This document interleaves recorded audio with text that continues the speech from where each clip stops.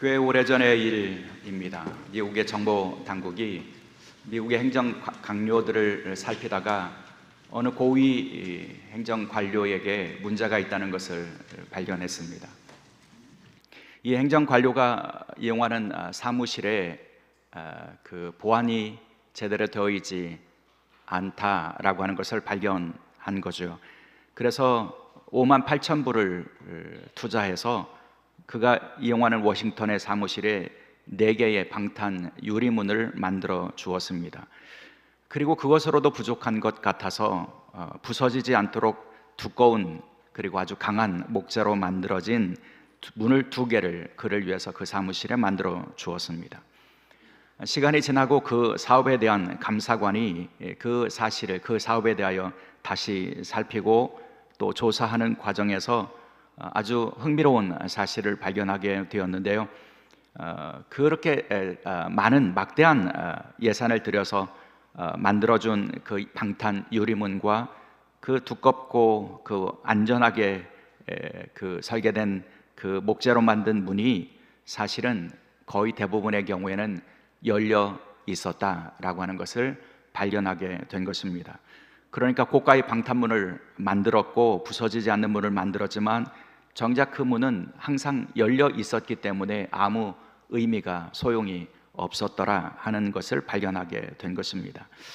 저는 이 사건, 이 이야기를 읽으면서 우리 자신의 모습을 생각해 보았습니다. 우리는 우리의 평안과 안전을 지키기 위해서 우리는 무엇인가가 나의 평안을 지켜줄 수 있다고 생각하면 그것을 얻기 위해서 노력을 합니다. 우리는 우리 자신의 평안과 또 안전이 어떤 외적인 조건에 의해서 이루어질 수 있다고 생각하기 때문에 우리의 평안을 누리지 못하는 이유는 필요한 물질이 없다거나 혹은 건강이 부족하거나 문제가 있다고 생각을 하게 되어 있고요. 그래서 우리는 평안을 얻기 위하여 관심을 늘 외부에 돌립니다. 나를 둘러싸고 있는 환경들이 좀 더 나아지거나 내 필요들이 채워지면 나는 평안할 수 있다고 생각하고 살죠. 그러나 여러분, 그렇게 우리의 외적인 조건들이 채워지면 과연 우리는 평안할 수 있을까요? 여러분, 우리의 필요들이 채워지고 우리의 외적인 환경이 조금 더 좋아지면 우리의 내면에는 평안이 채워질 수 있을까요? 그렇지는 않습니다. 여러분, 우리는 우리에게 평안을 가져다 줄 수 있다고 생각하는 것들이 우리에게 주어진다고 하더라도 진정한 의미에서의 평안을 누리기는 쉽지 않습니다. 왜냐하면 우리가 바라보고 소망하던 외적인 조건들이 채워진다고 해도 곧 우리에게는 또 다른 결핍과 또 부족함이 문제가 생겨나게 될 것이고, 그런 결핍과 문제 앞에서 우리의 내면은 무너지고 또 우리의 내면은 깨어지게 될 것이기 때문입니다. 아니, 보다 더 근본적인 문제가 있는데요. 우리는 외적인 조건들이 아무리 우리에게 좋은 환경이 주어졌다고 할지라도 해결하지 못하는 근본적인 문제가 남아있는데 우리의 내면의 문제라고 하는 것입니다. 우리의 내면에는 언제나 두려움이 있습니다. 불안이 있습니다. 근심이 있습니다. 걱정이 있습니다. 그런 내면의 문제 때문에 우리는 아무리 외적인 환경이 채워지고 또 좋아진다고 할지라도 우리는 평안을 누리지 못하게 되어 있다는 것입니다. 그래서 우리는 우리의 평안을 외적인 조건에서 찾으려고 하는 시도가 어리석다고 하는 것을 인정할 수 있어야 한다는 것이죠. 그 사실을 우리에게 잘 보여주는 인물을 오늘 우리가 열왕기하 9장에서 만나게 됩니다. 요람이라고 하는 사람이죠. 여러분, 요람이라고 하는 이 인물은 북이스라엘의 왕이었던 사람입니다. 유명한 그의 아버지 아합의 아들로 그는 태어났고, 그리고 그도 역시 북이스라엘의 왕이 된 인물입니다. 여러분, 그에게는 권력이 있었습니다. 힘이 있었습니다. 또 세상의 사람들보다 더 많은 재력도 그는 가지고 있었습니다. 외적인 조건으로 보면 그는 평안을 누릴 만한 사람이었습니다. 그러나 여러분, 요람이라고 하는 인물이 외적으로 주어진 권력과 힘과 재력과 이런 것을 가지고 평안을 누리는데 성공했을까요? 그렇지 않습니다. 오늘 본문에서 만나는 요람은 평안을 잃어버리고 그리고 평안을 구하는 한 연약한 인간의 표본을 우리가 요람에게서 발견할 수 있기 때문이죠. 여러분, 당시에 이 요람이라고 하는 사람은 아람이라고 하는 오래된 대적과의 전쟁을 길랏 나봇에서 하다가 부상을 입었던 그런 상황입니다. 전쟁터에서 부상을 입고 그는 이스라엘이라고 하는 곳으로 옮겨져 치료를 받았습니다. 오늘 본문에 보면 그가 누워 있는지라 이런 표현이 나온 것을 보면 그는 아주 심각한 부상을 입었는지도 모릅니다. 그런데 부상을 입고 치료를 받는 그 과정에서 그가 있어야 할 전쟁의 자리에서 한 인물이 요람을 향한 반역을 일으켰습니다.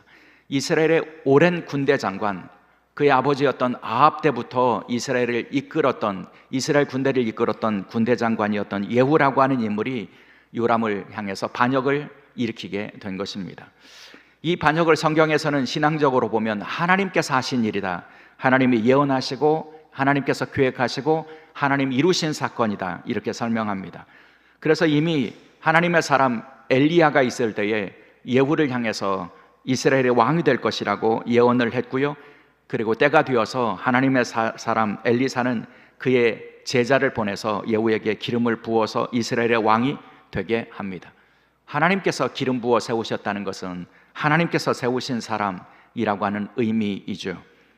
그렇게 하나님의 선자로 기름을 받은 하나님의 사람으로 기름을 부음 받은 이 예후는 하나님께서 그에게 주시는 사명을 따라 북이스라엘의 죄악의 근원이 되는 아합의 가문을 심판하는 일을 그가 감당하게 됩니다. 그 일을 위해서 가장 먼저 이 아합의 아들이었던 아람을 찾아오게 되죠. 그리고 본문은 그 둘이 만나는 장면을 우리에게 보여줍니다. 열왕기하 9장의 이 본문을 우리가 이렇게 읽어보면 본문에는 반복되는 하는 표현이 있는 것을 어렵지 않게 발견하게 되는데요. 그것은 요람이 계속해서 평안을 묻는 그런 장면이 반복되고 있다는 겁니다. 여러분, 그 상황은 이런 겁니다. 요람이 누워 있었던, 치료를 받고 있었던 이스라엘을 향해서 한 무리의 사람들이 급히 병거를 몰고 달려옵니다. 이스라엘 성루에 있었던 바수꾼이 그들을 봅니다. 그리고는 그것을 요람 왕에게 보고하죠. 요람은 누군가가 이스라엘을 향해서 한 무리의 사람들이 병거를 몰고 달려온다는 소식을 듣고 사람을 보냅니다. 그리고 그를 향해서 평안이냐 묻게 하라, 이렇게 지시하죠. 그 지시를 받은 사람이 밖으로 나가서 예후를 만납니다.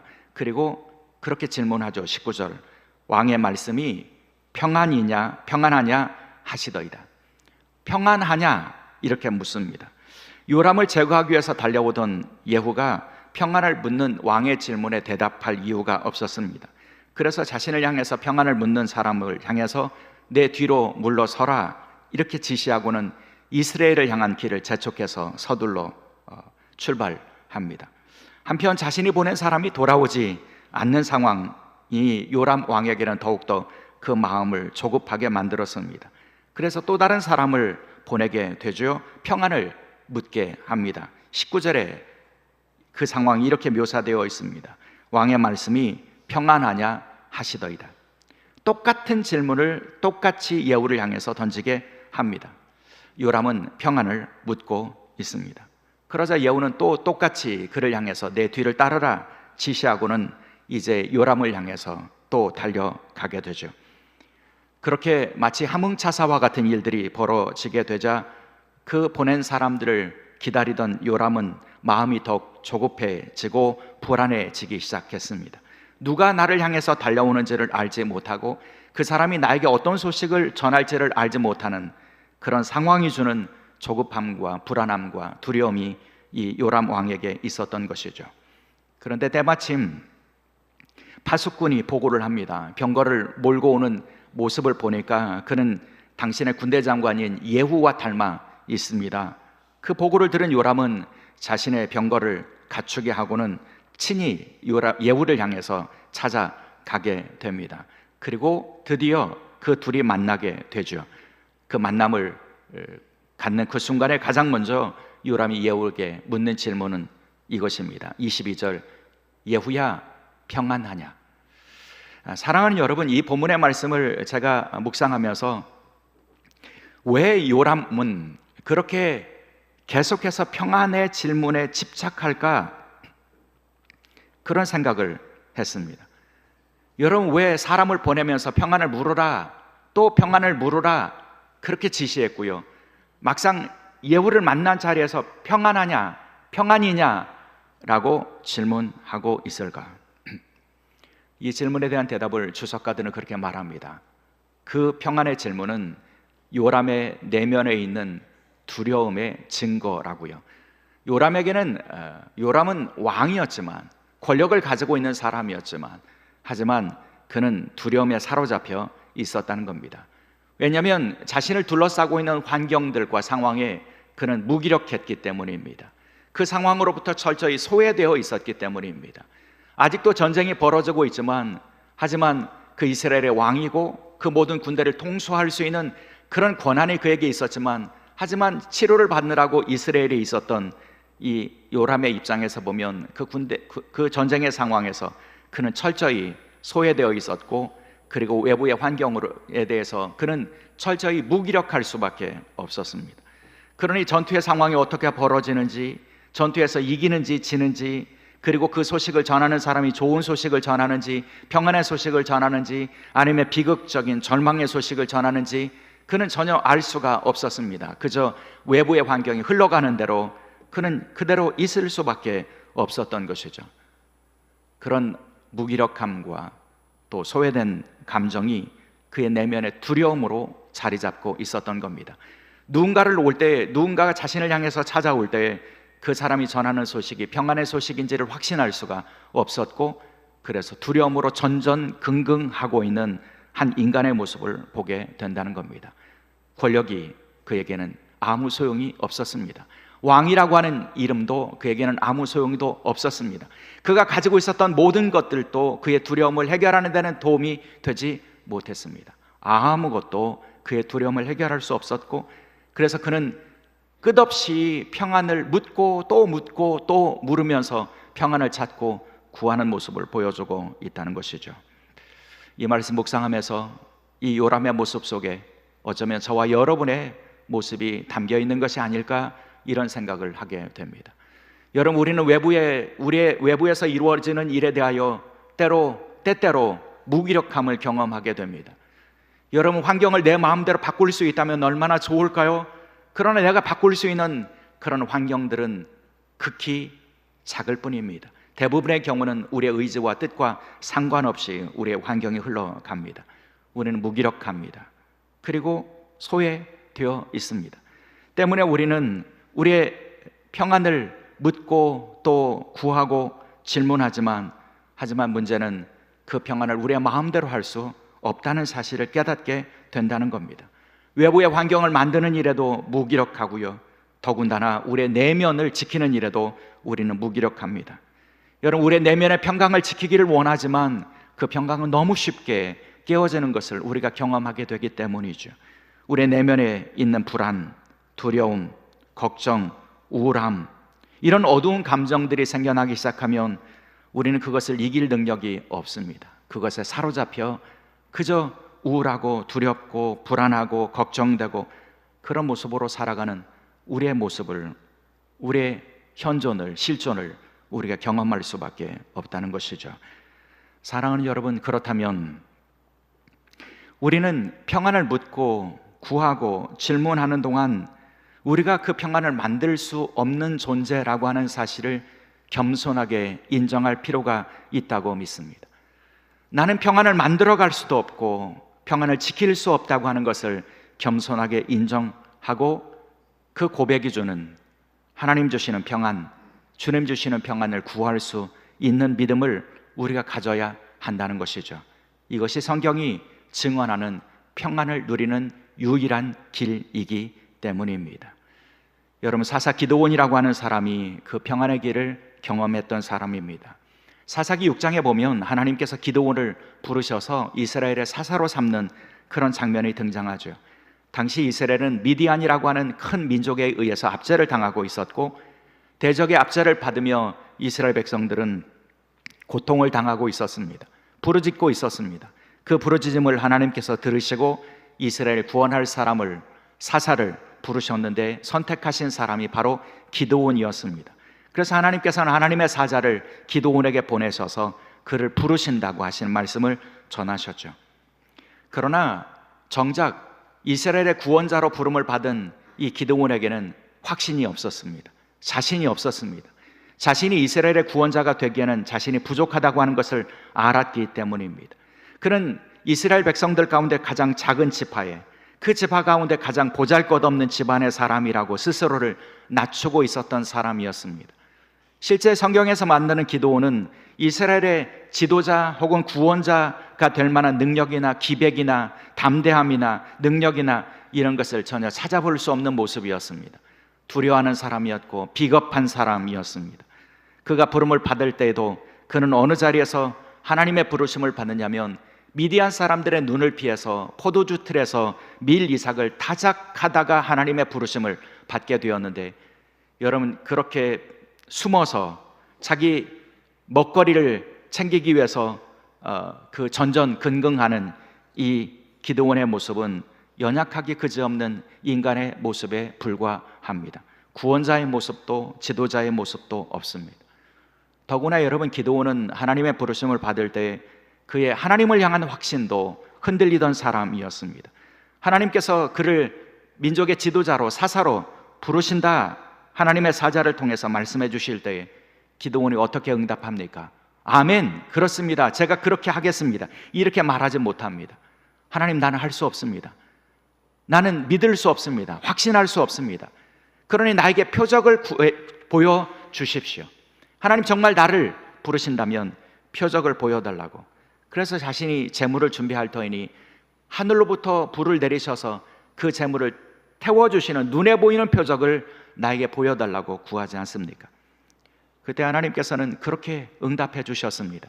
그가 준비한 제물을 하나님께서는 하늘에서 내린 불로 태워주시죠. 그리고 나서 여러분, 기드온을 향해서 하나님의 사자가 이렇게 선언합니다. 사사기 6장 23절인데요. 여호와께서 그에게 이르시되 너는 안심하라, 두려워하지 말라. 여러분, 안심하라, 두려워하지 말라. 여기 안심하라 라고 번역하는 단어가 그 유명한 샬롬입니다. 평안, 평강, 평화라고 하는 의미를 가지고 있는 단어죠. 그러니 하나님 이렇게 말씀해 주시는 겁니다. 두려워하지 말라, 내가 샬롬을 너에게 주겠다. 너의 두려움 대신에 내가 주는 샬롬을 네가 붙잡아라, 이렇게 말씀해 주시는 겁니다. 너의 두려움을 이길 수 있는 하나님 주시는 샬롬이, 평강이, 평안이 그에게 주어진다고 말씀해 주셨고요. 흥미로운 사실은 그 하나님의 말씀을 들은 직후에 이 기드온이 하나님께 단을 쌓았는데 그 단의 이름을 뭐라고 지었습니까? 여호와 샬롬이라고 지었습니다. 여호와 하나님이 주시는 평강, 평안, 샬롬. 기드온은 그것을 발견하고 깨닫게 된 것입니다. 비록 나는 두려움이 많은 사람이며, 비록 나는 작은 자이며, 비록 나는 무기력한 자이며, 비록 나는 약한 자이지만 하나님 주시는 평강이 있다고 하는 것을 그는 깨닫게 된 것이고, 하나님이 평강 주시는 분이시라고 하는 믿음의 고백을 담아 하나님 앞에 예배했다는 의미입니다. 사랑하는 여러분, 저는 이 기드온의 고백이 저와 여러분의 고백이 될 수 있기를 주의 이름으로 축원합니다. 안심하라, 두려워하지 말라. 샬롬을 줄 터이니 두려워하지 말라. 두려움 대신에 하나님 주시는 샬롬을 네가 붙잡아라. 하나님 주시는 평강을, 하나님께서만 주시는 평강이 있음을 고백하며 그분이 주시는 참된 평안을 누리며 살아가는 저와 여러분이 될 수 있기를 주의 이름으로 축원합니다. 사랑하는 여러분, 예수님께서 주시는 평안도 마찬가지이죠. 오늘 신약의 본문으로 주시는 요한복음 14장의 말씀은 예수님의 고별 설교 아닙니까? 예수님께서 십자가 사건을 앞두고 제자들을 향해서 유언처럼 남기신 말씀인데요, 그 말씀이 시작되는 14장 1절에 예수님께서 이렇게 말씀해 주십니다. 너희는 마음에 근심하지 말라. 여러분, 그리고 나서 27절 하반절에 다시 이렇게 말씀해 주시죠. 너희는 마음에 근심하지 말고 두려워하지도 말라. 무슨 말입니까? 예수님께서는 제자들이 갖게 되는 근심과 두려움을 아셨다는 것입니다.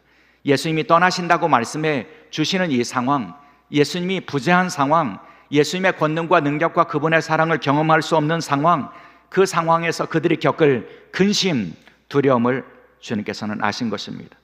그리고 그 대신에 주님께서 주신다고 약속해 주신 것이 무엇입니까? 나의 평안입니다. 주님은 제자들이 근심 대신에, 두려움 대신에 평안을 가질 수 있게 하시겠다고 약속해 주신 것입니다. 그것이 27절의 말씀이죠. 평안을 너에게 끼치노니 곧 나의 평안을 너에게 주노라. 내가 너에게 주는 것은 세상이 주는 것과 같이 아니하니라. 너희는 마음에 근심하지도 말고 두려워하지도 말라. 평안을 너에게 끼친다, 평안을 너에게 준다.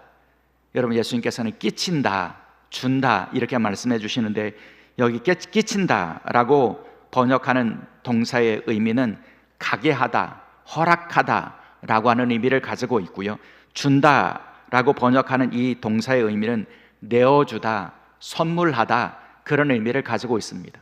예수님은 나의 평안을 너에게 내어주겠다, 너희들이 가질 수 있도록 허락해 주겠다, 선물로 너에게 주겠다 이렇게 말씀해 주셔서 주님이 주시는 평안이 근심하고 두려워하는 이 제자들에게 주시는 주님의 선물이라고 하는 것을 분명히 말씀해 주십니다. 여러분, 주님은 그 평안을 주신다고, 주님이 주시는 평안은 세상이 주는 평안, 그러니까 세상의 모든 사람들이 추구하는 것처럼 외적인 환경이 준다고 믿었던 그런 평안이거나 사람들이 힘으로 만들 수 있다고, 능력으로 만들 수 있다고 믿었던 그런 평안과는 같지 않다고 말씀해 주시죠. 환경을 초월하는 그런 평안이라고, 주님께서 선물로 주시는 평안이라고 말씀해 주신 것입니다. 사랑하는 여러분, 주님이 약속하신 이 평안의 약속을 우리가 아멘으로 받아들이고 그것을 붙잡아야 될 분명한 이유가 있다고 저는 믿습니다. 왜냐하면 평안을 약속해 주신 주님은 그분이 이미 그 평안을 누리시는 모습을 우리에게 보여주셨기 때문입니다. 여러분, 예수님 공생애를 사시면서 예수님은 얼마나 당신 안에 평안이 있는지를, 그 완전한 평안이 주님께 있음을, 환경을 초월하는 평안이 있음을 주님은 친히 보여주셨습니다. 예수님 공생애는 참 분주하셨죠. 여러분, 식사하실 겨를도 없으실 만큼 분주하게 사역하셨습니다. 여러분, 그런 사역, 그런 일 하면서 평안한 마음 지키기가 쉽지 않습니다. 여러분, 우리도 고달픈 일들을 하고 일이 계속 연속되고 쉴 시간이 없고 그러면 우리의 내면이 어느새 무너지는 것을 경험하지 않습니까? 예수님도 그렇게 분주하게 일하셨습니다. 머리 둘 곳조차 없다고 말씀해 주실 만큼 소유도 없으신 분이십니다. 그러니 세상의 관점으로 보면 주님은 평안을 갖지 못하실 분이십니다. 그러나 예수님은 환경을 초월하는 평안을 이미 가지고 계셨고 보여주셨습니다. 그 대표적인 모습이 무엇입니까? 풍랑이는 배에서 제자들이 다 죽게 되었다고 두려워하는 그 상황에서 예수님 태연하게 잠드신 모습이 아닙니까? 여러분, 세상이 흔들리고 사람들은 다 죽겠다고 말하고 두려움으로 나의 삶의 터전이 흔들릴 때도 여러분, 평안할 수 있는 능력, 이것이 예수님이 보여주신 예수님의 평안이라고 하는 것입니다. 그리고 그 평안을 가지고 계신 예수님은요, 그 평안을 누릴 수 없는 것처럼 보이는 사람들에게 선물로 이미 주신 분이십니다.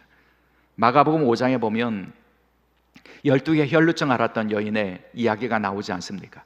그 여인이 예수님의 옷자락에라도 손을 대면 나을 것 같아서 예수님의 옷자락에 손을 대어서 낫는 그런 사건이 나오는데요, 그 사건에 보면 예수님께서 그 여인을 향해서, 병든 여인, 병에서 나은 여인, 그 여인에게 이렇게 말씀해 주시죠. 마가복음 5장 34절 말씀인데요, 예수께서 이르시되 따라 내 믿음이 너를 구원하였으니 평안히 가라. 여러분, 예수님께서는 이 여인을 그냥 단지 육체적으로 치유하시는 것으로 끝내지 않으셨습니다. 너 나았다 이렇게 말씀해 주시지 않습니다. 평안히 가라. 이 여인에게 평안을 선물로 주시는 모습을 보여주셨습니다. 이것은 누가복음 7장의 내용도 마찬가지입니다. 누가복음 7장에 보면 예수님께서 바리새인들에게 초대를 받으셔서 그 집에 들어가셔서 식사하시는 장면이 나오는데요, 그때 한 여인이 예수님께 나와서 향유를 예수님의 발에 붓고 머리털로 그 예수님의 발을 씻어드리는 사건이 나오지 않습니까? 여러분, 사람들은 그 여인이 죄인이라고 다 욕합니다. 그러나 예수님께서는 그 여인에게 이렇게 말씀해 주시죠. 누가복음 7장 50절 말씀입니다. 예수께서 여자에게 이르시되 내 믿음이 너를 구원하였으니 평안히 가라.